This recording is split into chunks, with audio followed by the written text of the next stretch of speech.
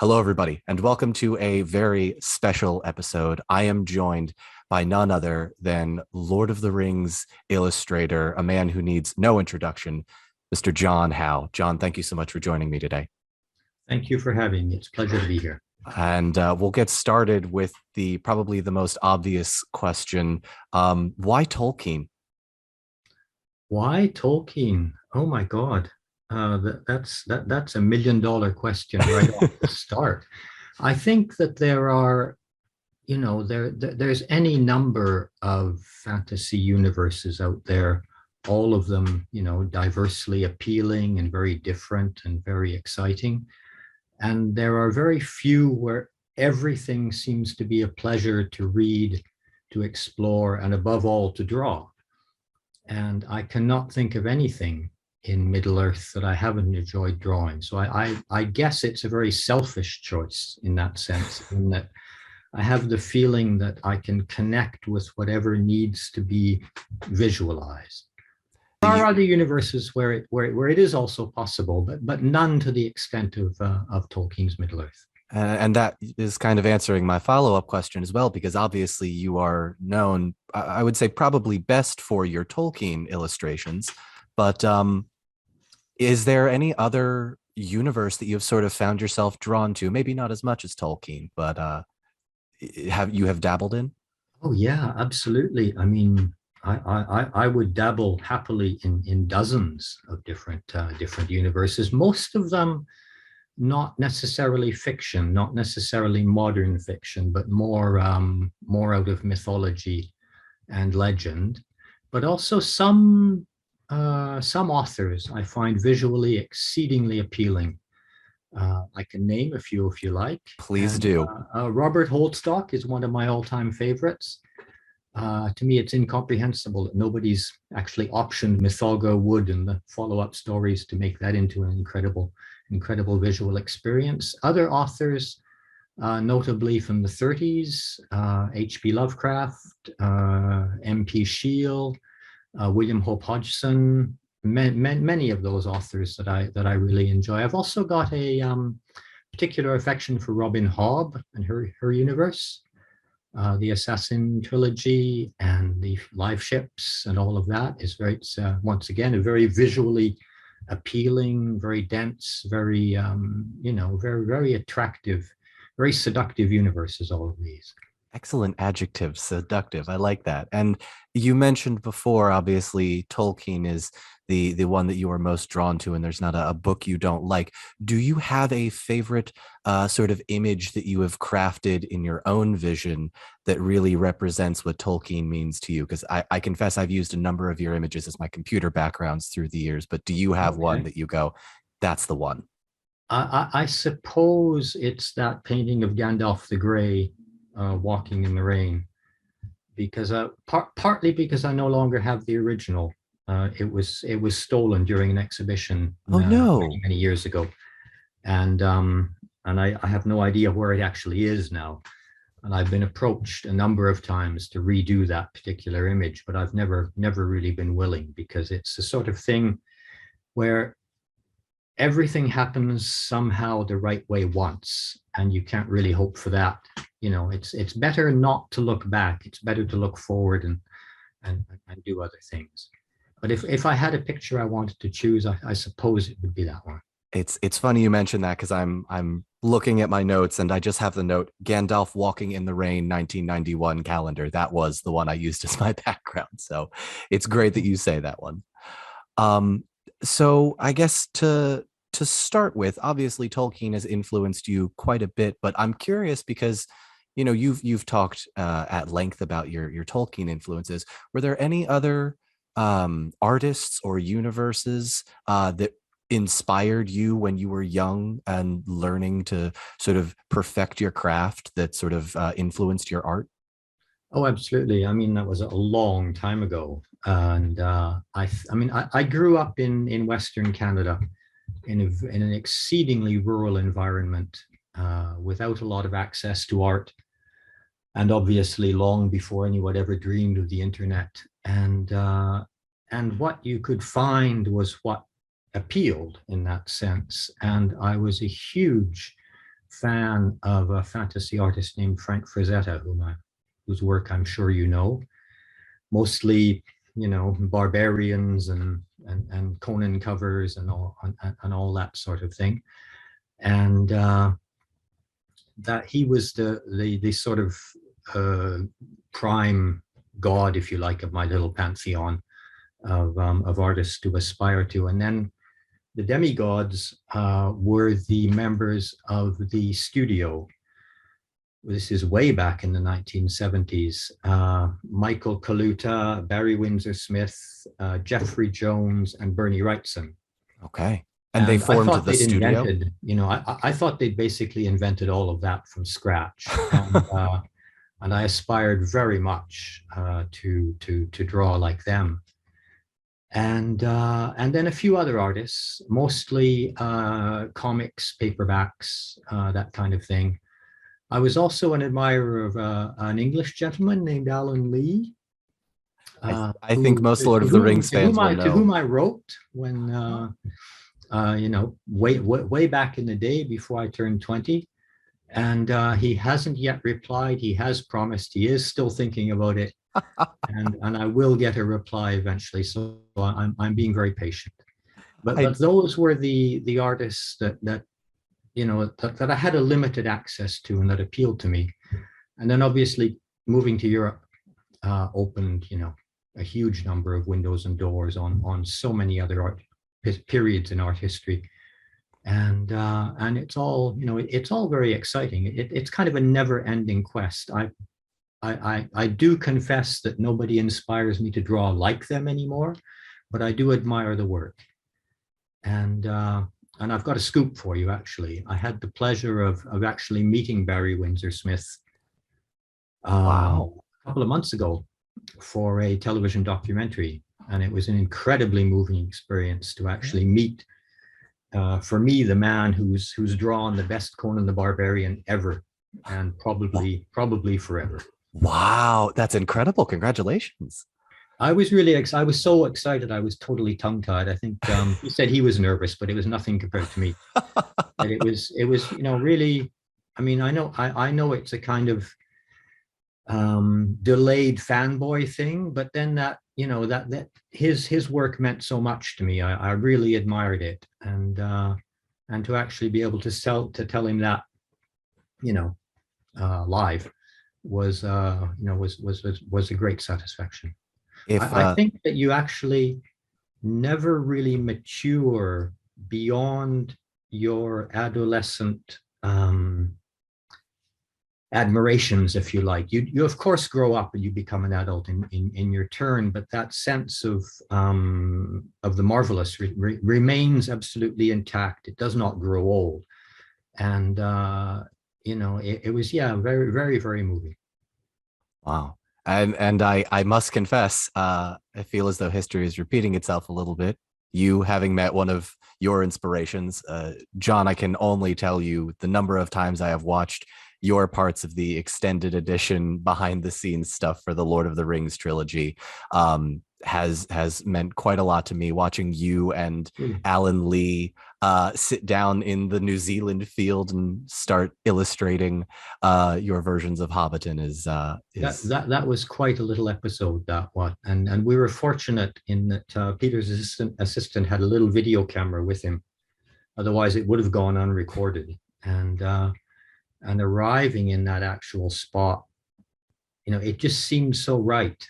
It just seemed so perfect. And we did visit other locations after that, but none of them measured up to to that particular farm in Matamata. But it was one of those moments where everything just seems right, and that doesn't necessarily happen that often. it's a once in a lifetime opportunity sometimes. And you really took that whole conceptualizing from your own influences, and obviously Alan did his, to create the trilogy sort of in your own image. What was that creative process like? Well, we'd already gotten a head start on it, if you like, through books, calendars,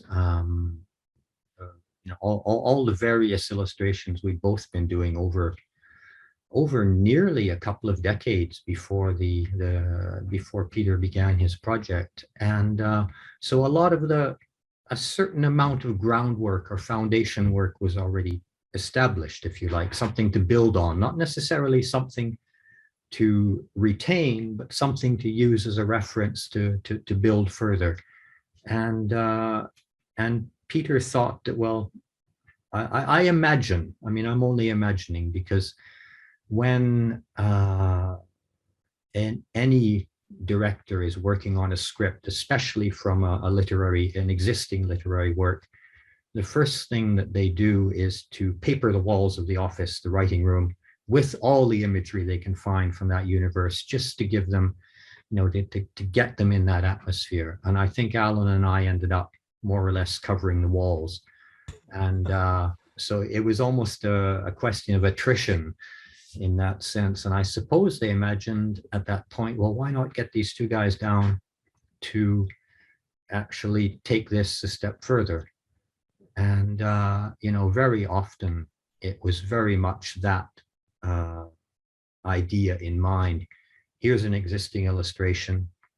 Let's take that into a new dimension. Do any of those pictures still exist that plaster the walls? Are they sitting in a binder somewhere? I have most of the original paintings I've ever done for Tolkien.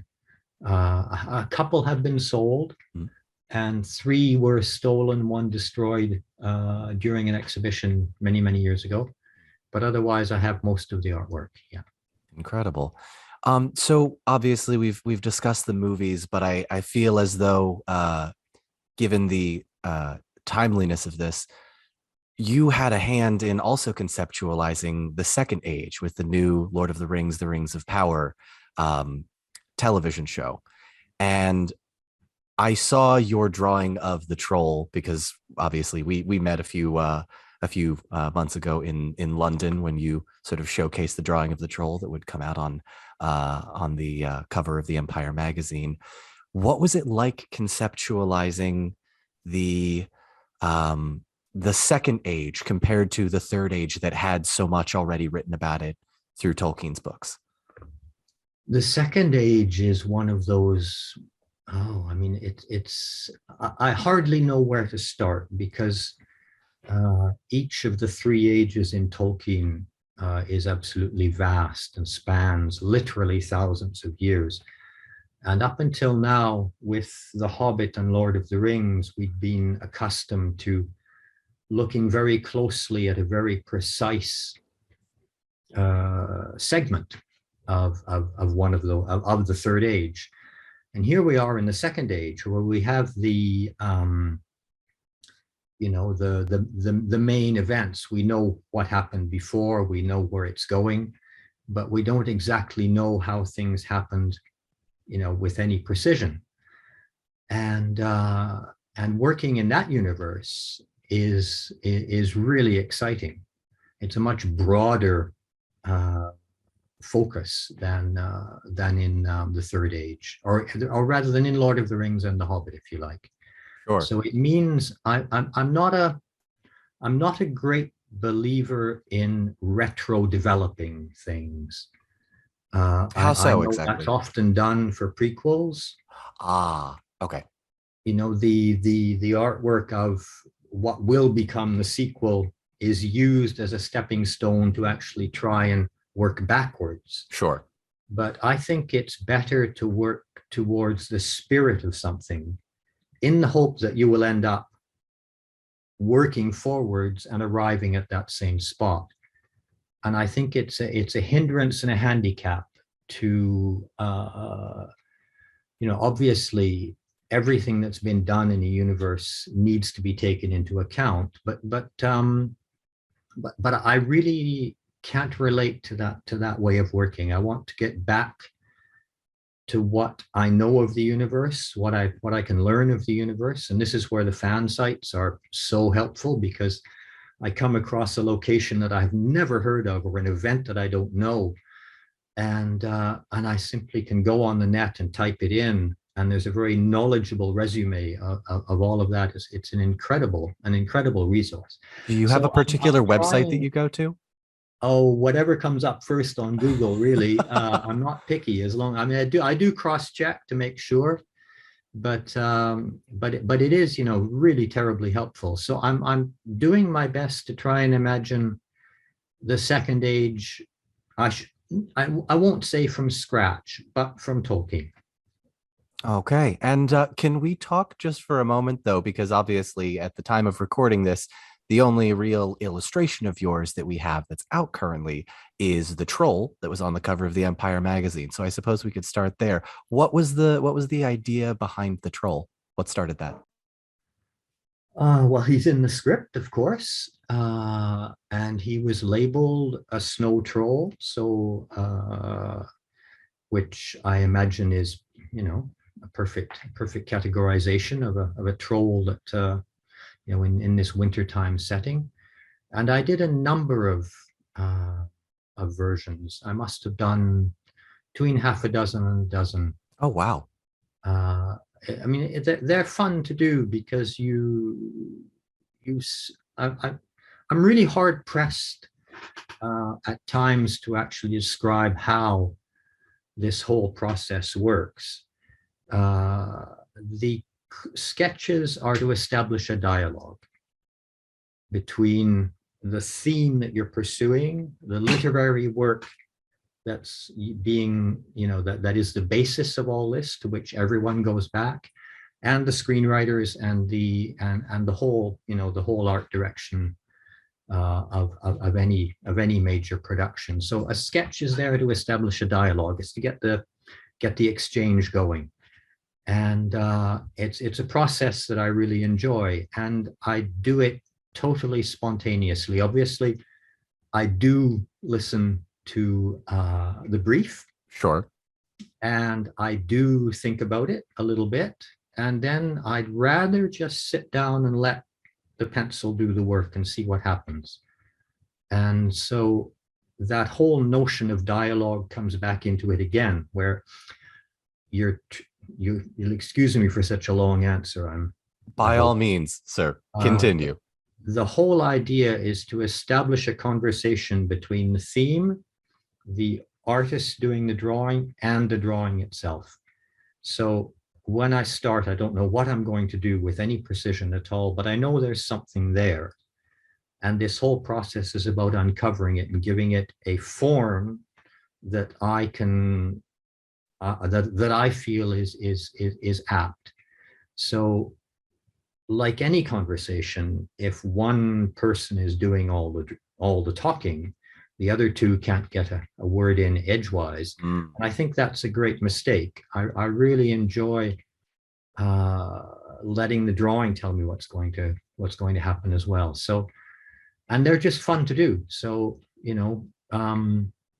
while I was working on other sketches and other paintings more for the environments, when I got a little bit tired of that, I'd do a snow troll, and the next day a couple more, and the next, and then a week later another one or two, until I kind of thought I'd gotten to a point where there was no real necessity to continue at that moment. And that kind of falls right into my next question, which was, and obviously, because the show hasn't been released yet, I know you can't reveal too much, but was a majority of the work that you did for this new TV show, was it more conceptual? Were you working on landscape or character, or did they have you doing all of it? I love working across the board if I can. That's where I feel the most productive. And I think inspiration is not something that can always be categorized into a department in any production. Mm. And so I enjoy um, offering ideas on every level, but principally, yes, I was working on the environments. So it's a question of, and then we're in a question of architecture and art history. And that's a very exciting fictional world to be evolving in. Because there are so many different locations through the third age that were influenced by the second age. So is the would you say that the second age is going to have a different look and feel compared to what the third age is? Because for most that have read it, the third age is this sort of almost post-apocalyptic given everything that's happened. And the second age is sort of this grandiose place of splendor for a while. You've just answered your own question. I mean, the third age, especially at the time of the Lord of the Rings, magic is diminishing. The elves are slowly leaving Middle Earth. Uh, Gondor is, a tiny portion of its former splendor.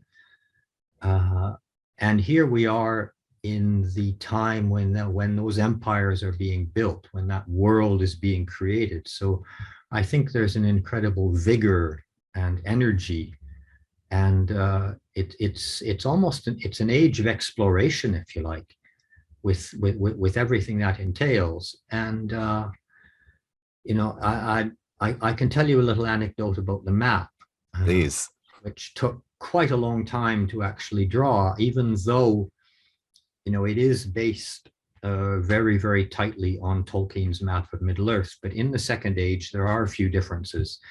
And one of them that struck me was a reference to, I believe, Treebeard, who explains to Gandalf that a squirrel can jump from branch to branch all the way from The where the time, Shire is located now yes. to the Gap of Rohan. Time was when a squirrel could go from tree to tree, from what is now the Shire to the forests of Fangorn. Yes. There you go. It's And Elrond, by the way, at the oh, is Council it of. It Elrond? is Okay. Elrond, Oh, I yes. forgot who It's all right. It's all right. I've read the Council of quote, Elrond but I chapter thought, oh, a lot. this was something that needs to be translated into the position of the forests. Mm, And Lindon was extensively damaged during the sinking of Numenor. The sure. mouth of the Anduin was changed. There are many things that are subtly different. And then, of course, all of the territories that we didn't have a chance to visit in Lord of the Rings, which we'll see. Have my fingers crossed that we'll see as much of them as we can, especially the sea. The sea. Oh, in regards to Numenor and the In sort of regards to Numenor, yes. traveling back and forth. Interesting. Did you have a favorite of the new places that we are going to explore? Because obviously, in various articles that have come out, they've mentioned we'll get to see more of Lindon and potentially Moria in its prime. Did you have a favorite location? Oh, I'm hard pressed to actually give you an answer on that because there seem to be nothing but new places. You can say all of them. That's okay. I will accept that answer. All of them. Yeah, I'm afraid I'll have to fall back on that answer. I think all of them. It's a very it's a very different world. This is a time before Numenor sinks. Middle Earth is quite a different place, and I'm certainly no expert, but all of a lot of what is very familiar to us now through the books and the two trilogies was a totally different landscape at the time, and I think that this idea of it being not a new world in the sense of, for example, the discovery of America, but a new world in that it's 2,000 years younger. And a lot happens in those 2,000 years. A lot of things change and on a very grand scale. So, that whole aspect is really exciting to try and get to grips with. Once again, I'm sure we'll only get to visit a small portion of this world in that age because you have to tell a story, so the focus can't be too wide. It's not a documentary. Sure. And but it is very exciting.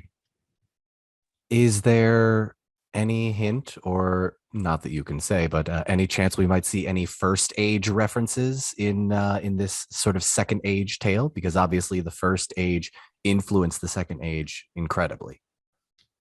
I really don't know. Okay. I really honestly don't know. So there weren't any conceptual Valinor two trees drawings that they asked you to do. You don't have to answer that if you. I won't answer that if you permit. Fair. Those are subjects I have done, but for other projects. Understood. Mostly illustrative work. Mhm. But the first stage is another world entirely.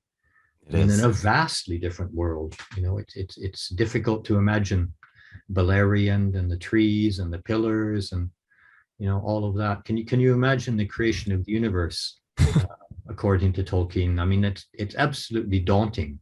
Yeah. So I feel a little safer in the second age.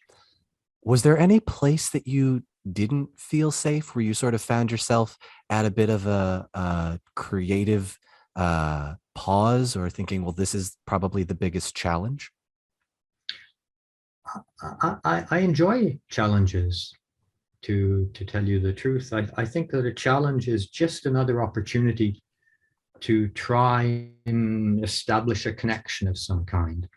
And I, I, I think I'd say that the biggest challenges are when you can't find a connection to something. But that's simply a question of relaxing a little bit and letting your pencil do the thinking rather than trying to, intellectualize a framework around something.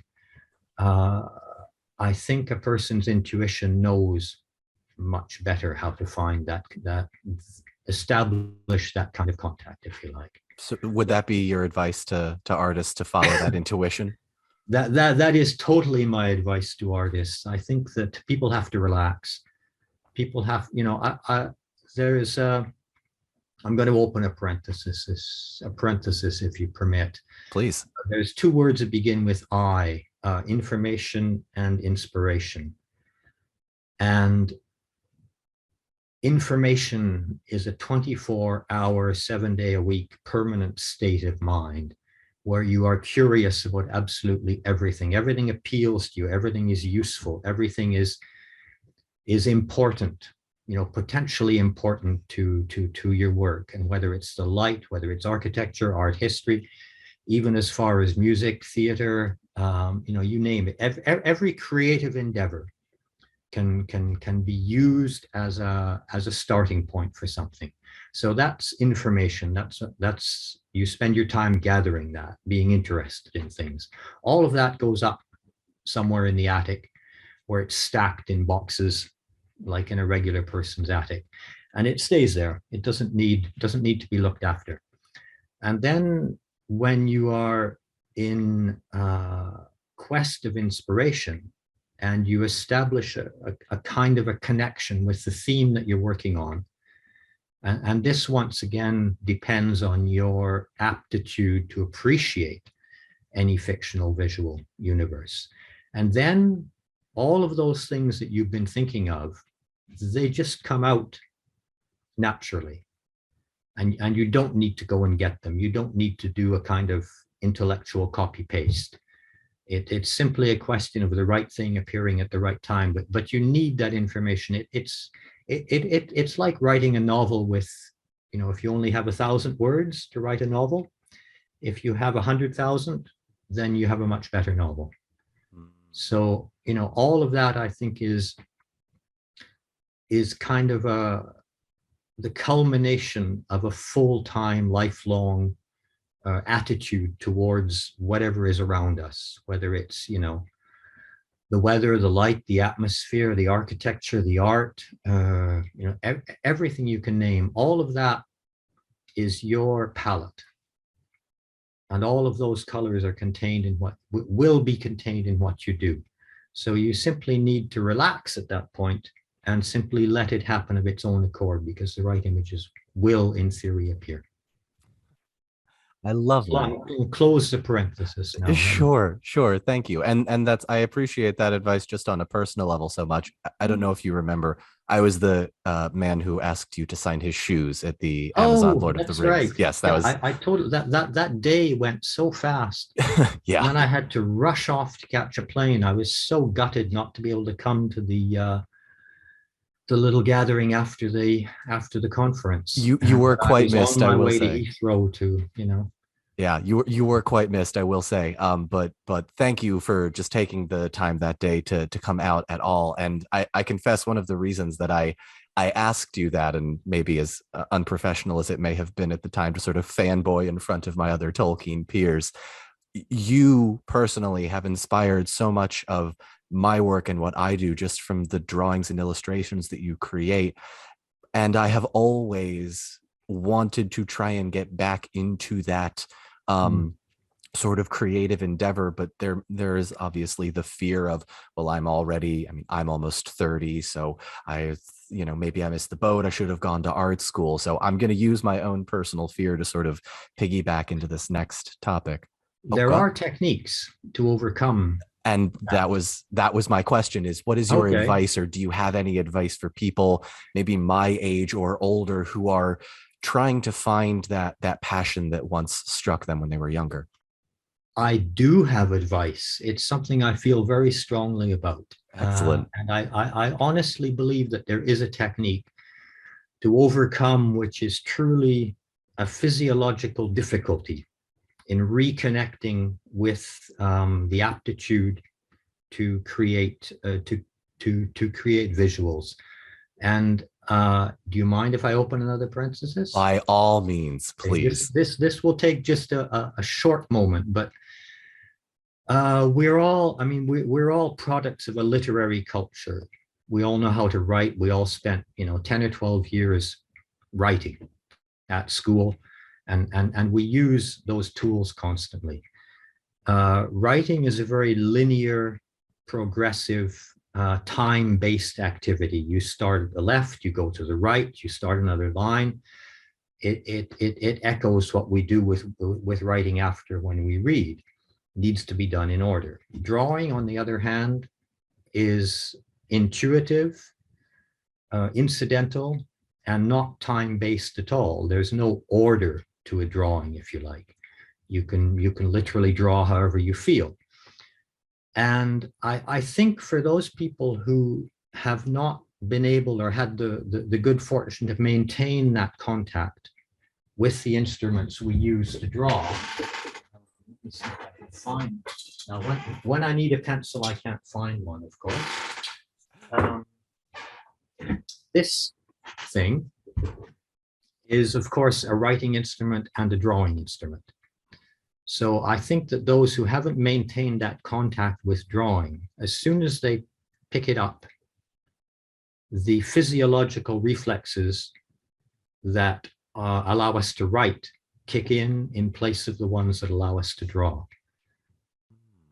And to bypass that handicap, because of course it means you can't draw to your satisfaction because you're using literally the wrong part of your eye, the wrong part of your brain, and the wrong reflexes. And one way, I believe, to get around that, or at least to kickstart something to try a new approach, is to hold this thing in any other way than the way you would to write. So if when you write, you hold it like that, then hold it like a magician's wand, or an I mean, A conductor. a conductor's baton. I mean, any other way. Get your hand off the paper.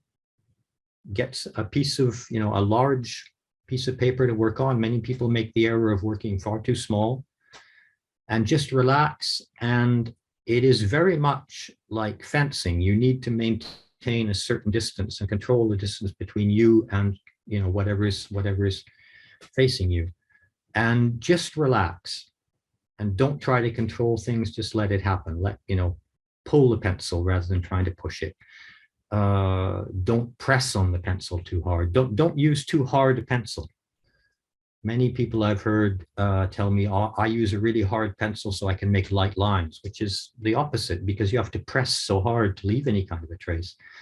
And I think you can find that you can reestablish that kind of intuitive contact with what you draw, but you have to relax. And obviously, people who are trying to reconnect with something are stressed for time. They don't want to take time away from important things. It's every difficulty you can imagine Sure. accumulated against you. So you have to set the time aside. You have to relax, and just try and establish a different interface with with this instrument. I love that. I did leave out a tiny little technical Please, thing, which please. really the this is a series of generalizations, but they're useful as a to explain the method. The back of our eye contains two principal forms of receptors. There's rods and cones. The rods are the ones we use when we're concentrating on something. So if I'm looking at this pencil, you know, focusing on the pencil, I really don't see what's around it. And those and that information goes to the left hand, what we call the left hand side of our brains. Sure. You know, the brain's not quite like an orange that you can split in half, but it's a Right. little more complex than that. But what's known as the left hand side of the brain, which is the, you know, the rational thinking, logical, step by step side. When we are using the cones principally, it's kind of the vision that you have when you're driving, when you can see everything, but nothing, you know, in particular. And that's the kind of vision you need to draw. You know, it's non-focused. You can see your whole drawing all at once. You can even if you're drawing in the middle, you can see the whole thing. You know, you're So not excluding any part of it. And that goes through the right-hand side of the brain. Once again, generalization, but that's so to bypass that, you know, those false reflexes when you pick up a pencil, and to reestablish a connection through a different part of the eye, different part of the brain, and then back out into the hand, I think can certainly be done by anyone.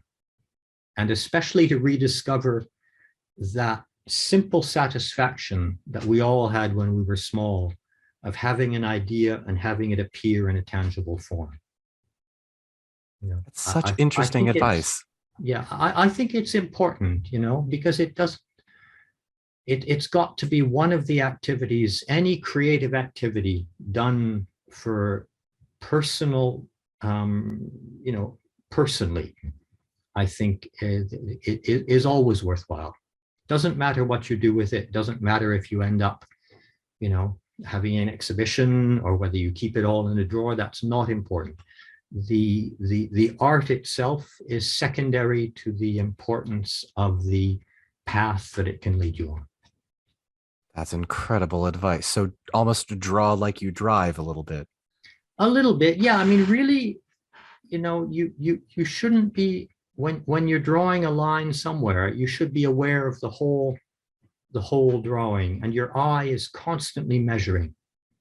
You know, automatically, it's constantly deciding, and it's constantly deciding if something is working or not. And it's also measuring not only in terms of height and width; it's also measured in space.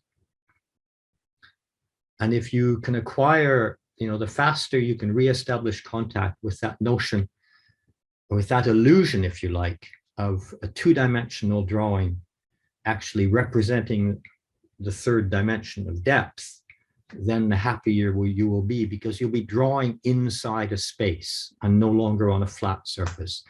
And I've always told my students, I love doing this in class. I hold up a piece of paper and I, you know, say this piece of paper is not a piece of paper. It is literally it's a window on a three-dimensional infinite space into which you can reach with your pencil and draw what is somewhere there. And that just needs a little bit of getting used to, because it sounds like a little bit of a, you know, an odd concept, but you are literally drawing in space, even though the artwork itself only has two dimensions. In the same way that the Gandalf walking in the rain has that background, that depth, the rolling hills, the clouds, and the sun coming through in the background behind Gandalf. It's almost as if you're reaching into the Shire. Yeah, I think it's very important that any piece of artwork actually be an invitation to the spectator to step in, you know, to go in and wander a little bit in whatever universe it is that's being depicted. I'm not a huge fan of art that closes doors, because the detail is literally present, omnipresent throughout the whole surface. I prefer those paintings where there's something left, a little bit of space left. And Tolkien's universe gives you the ability to do that in such an incredible way. Well, Tolkien is a master of evocation, And he gives us these wonderful descriptions of places. And if you take apart his description of something, very rarely do you get an item by item,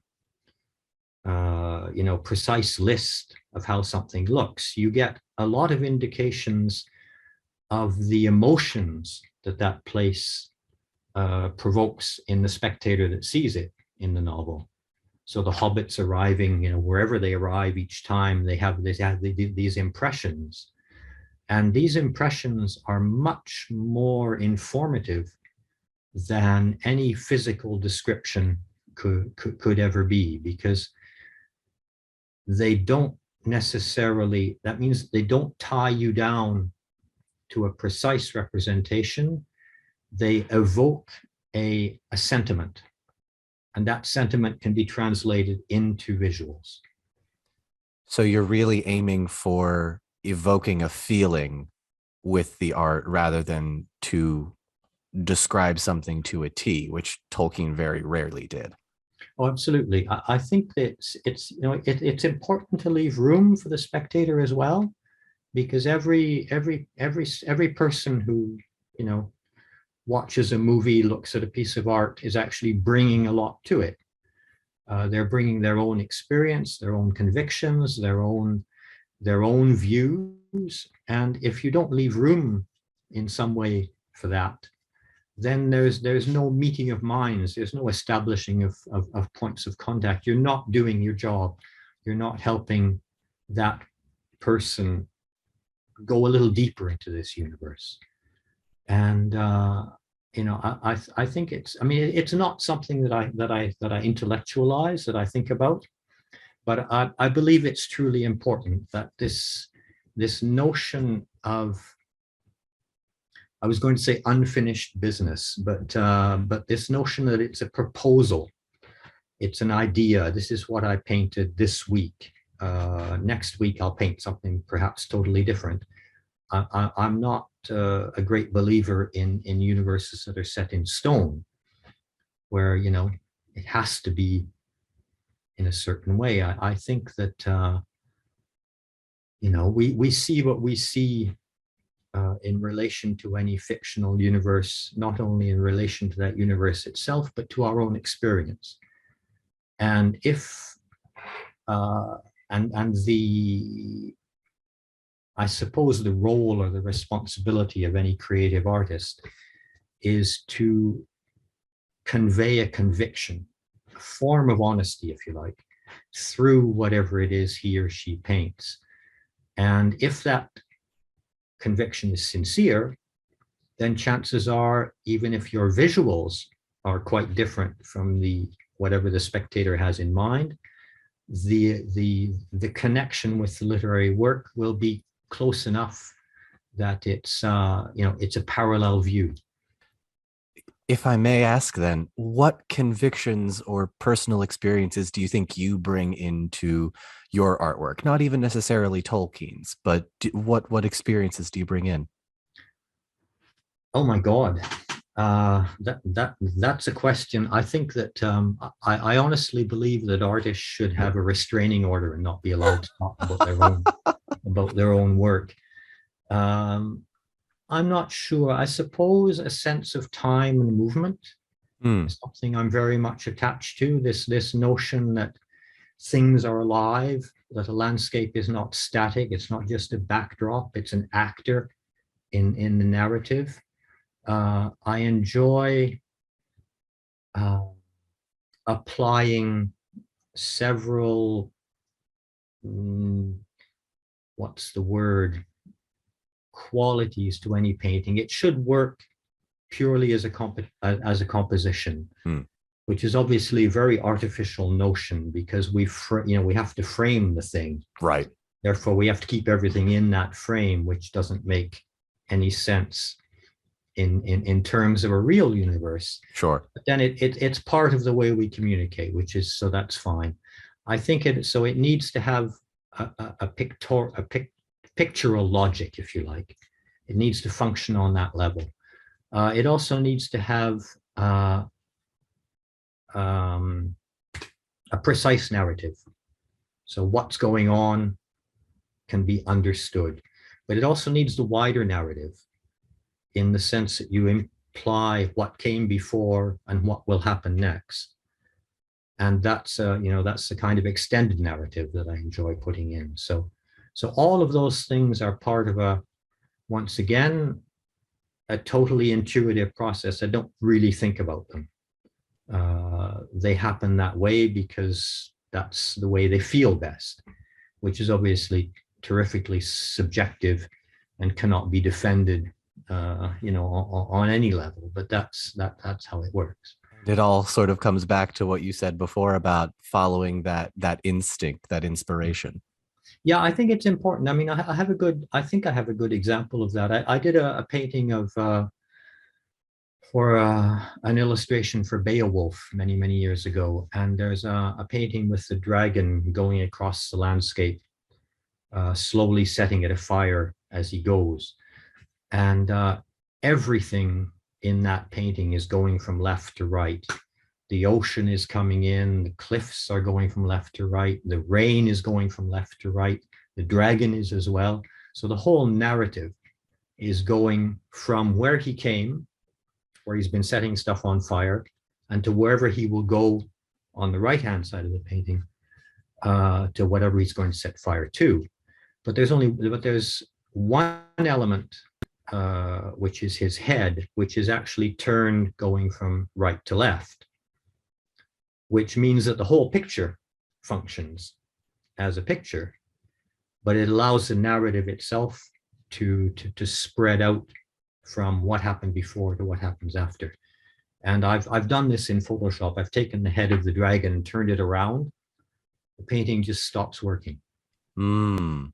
So those things just happen because they're meant to happen that way. I know that sounds a bit like it's a little bit like a cop-out, but there's no other really logical explanation. No, I love it. That's something that brings me back to sketches for concept art. They're obviously propositions, but they have this wonderful incidental quality where if they're asking questions and answering questions, then they're productive. Once they stop doing one or the other, then you move on to your next sketch.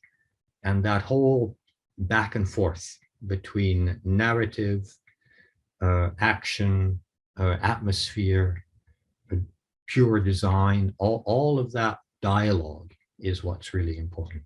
That idea of telling them stories. It is. It's really about telling stories. I mean, that was one of the things that that was very dear to me when we were designing Smaug in The Hobbit, was that this is not a creature design for me at all. It wasn't at all designing this monstrous creature. It was designing a character who happens to be shaped as a dragon. Interesting. Okay. Do you I don't know if you've happened to seen Benedict Cumberbatch in the motion capture suit walking around on all fours? I didn't see him for real. No, he was there for a very, very brief time on the soundstage. And he was one of the few actors I didn't have the pleasure to meet. But he brought so much to it. I think it's impossible to you should never underestimate in any production the actors themselves. You can design a character as much as you want. As soon as the casting is done, an actor is chosen, everything takes on a different aspect. Did you have the opportunity to work with any of the actors for the Rings of Power? No, unfortunately. I was in New Zealand in 2019, and just really getting, production was really just getting going. Sure. And then I came home for Christmas 2019. This little 2-year COVID episode happened, and I wasn't able to go back to New Zealand. So I actually did all that remotely. Interesting. Did that change your approach to the process at all? Not at all. No, because I'm accustomed to working remotely. Obviously, it's wonderful to be on site, but a lot of work is done remotely nowadays, and I hope to have the opportunity to get back to the studios at some point. But right now, I'm very happy, very happy sitting here at home and working away. So, but it was a little disappointment. I was so eager to get back, uh, and to really see production take off, but that was not to be. Do you think we could potentially see involvement in seasons 2 and 3 and so on? I hope so. All right. Well, we It's will. very exciting. I'm honestly truly enjoying. People ask me all the time, aren't you tired of Tolkien by now? Aren't you fed up with working in Middle Earth? Is there life after Lord of the Rings? All of those questions. And I always think we barely scratched the surface. Everything I've ever done is this tiny, tiny drop, in this vast ocean of this amazing universe. And the number of times, and this happens on every show, when actually, I'm going to start again. I have a very topographical approach to Go right design. ahead, please. I like to start with a wide view, then walk a bit closer and draw what I see, walk a bit closer, draw what I see, eventually get inside a city or a building and explore. And the number of times that I've been standing somewhere, whether it's the bell tower in Lake Town or the ramparts of Gundabad or some other place, and looking out beyond the script into countries that we won't be able to visit. And I keep thinking to myself, my God, I wish we could go there. How I really wanted to go up into Angband, not Angband, sorry, up into Angmar, beyond Gundabad. But it wasn't, the script didn't take us there. Alan and I wanted to visit the Withered Heath, where there still may be dragons at the time of The Hobbit. No one's quite sure. But the script didn't take us there. The Iron Hills are somewhere up there, I believe, aren't they? They are. I'm looking wanted at the to go map. there very badly to see what's still there, and these opportunities simply weren't available. So, I've barely explored anything. I have the impression.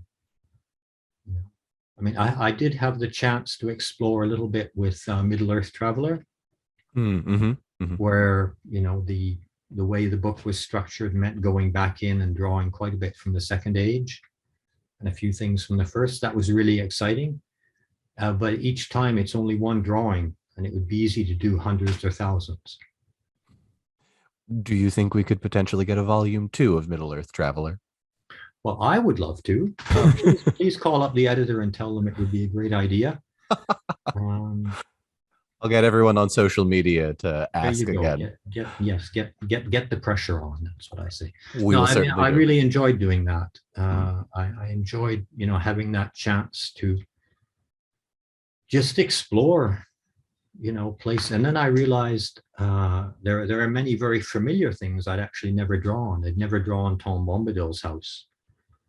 Really? Drawn, many things that I thought I'd been to visit already.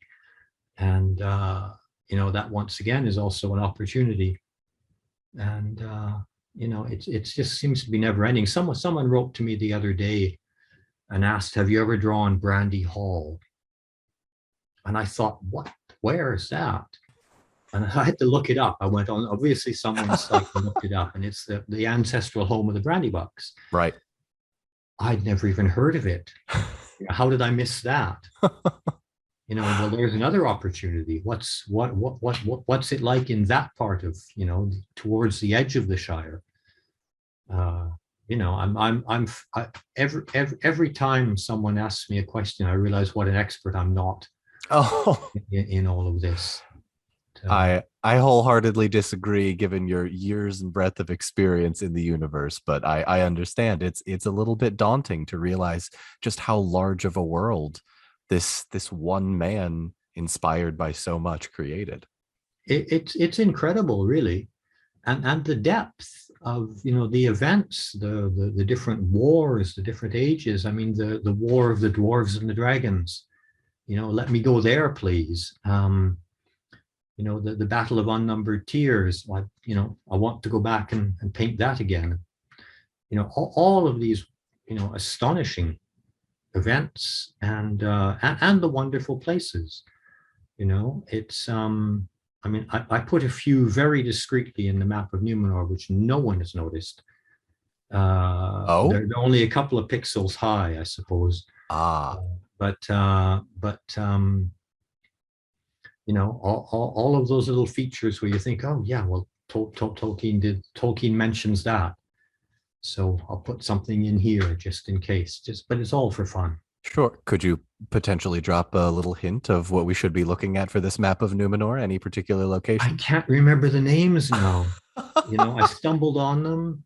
I found out where they were. I put them in because I thought they were, they're in the right place, but I honestly cannot remember the names. I'm sure there's going to be at least a few people listening to this. People, over blowing them up on the screen to find out. I mean, we spent a lot of time as well deciding what roads existed, Ah, where they were at the time, who built them. Every time a road meets a river, is it a, is there a bridge, or is it simply a crossing?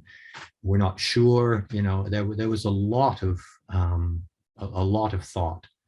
And nonetheless, we did make two errors, or I oh, made two errors with when the map was released online. One of them, I'd put Romena on the wrong side of the inlet in Numenor, which was a stupid mistake. And another one, I was working from a map drawn by Tolkien, which was incomplete, where a confluent of a river hadn't actually been added in that version of the map. So I obviously got it wrong. And when we put when the actual map went live online, literally 15 minutes later, someone had written in to, no. I'm not kidding. Oh my I thought, oh goodness. my God, I mean, very, very helpful. And obviously immediately corrected those. Sure. But it just underlines the passion and the knowledge that these people possess. And I feel very much like an amateur, next to them, because I don't know how they know all this. It's really incredible. I don't think there's another universe with the equivalent of that knowledgeable fan base that exists for Tolkien. I would have to agree with you on that one. I've spent the better part of 20 years being obsessed with this one universe. I keep coming back No, to it. it's crazy. I've met people who speak some Elvish. I've met people who it's and it must be such a disappointment to them when they finally say hello and they say something in Elvish, and my face just goes blank, and I think, oh my God, these people just know so much. And but it is fascinating because that level of passion and involvement, I think, is absolutely remarkable and admirable. It really is. I don't know if you're familiar with the app TikTok at all.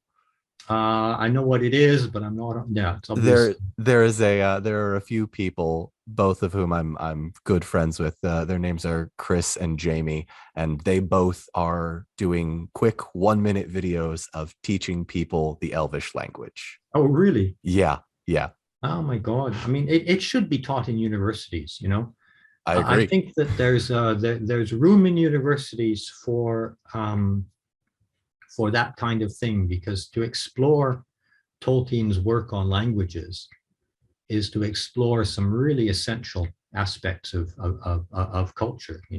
Well, if you ever want to learn a smattering of Elvish, let me know. I'd be happy to introduce you. Okay, I'll let you know if I ever travel in those countries again. Excellent. I will ask. John, I don't want to keep you too much longer. Thank you so much for your time for the last hour. Before we sign off, the floor is yours. If there is anything you would like to say, things you want to promote, a website you want to direct people to, a charity, a cause, the floor is yours. Oh, thank you. Now I'm at a total loss. I think I'd like to say a couple of things, actually. I think that uh, the important thing behind any adaptation is remaining faithful to the spirit of it, or what we perceive as the spirit of any literary work. And that's something that I strive to do in my work as best I can. And that translating of that spirit into a visually tangible universe is obviously a subject that's open to a huge amount of interpretation. But I believe that if it's approached in, once again, I keep using the word sincere, in an intuitive way, in order to establish a maximum of points of contact, then you stand a better chance of actually connecting with something that's meaningful visually, and therefore, doesn't detract from the universe itself, but enhances it and enhances the experience that people can have of it. And the other thing I'd like to add is that I'd like to thank the people who are passionate about it, actually, because those are the people who provide me with a job, in that sense. Because if the audience is not there, then there's no point in doing the artwork. So please, on my behalf, extend a very heartfelt thanks to all the people who are passionate about it. And it's been an interesting journey, I think, but it's just the beginning. It certainly is. And on behalf of all Lord of the Rings fans, John, thank you for all of the work that you have done in this incredible universe that the professor created. Folks, this has been John Howe, illustrator of the Lord of the Rings and many other wonderful works. John, thank you so much for joining. Thank you for having me.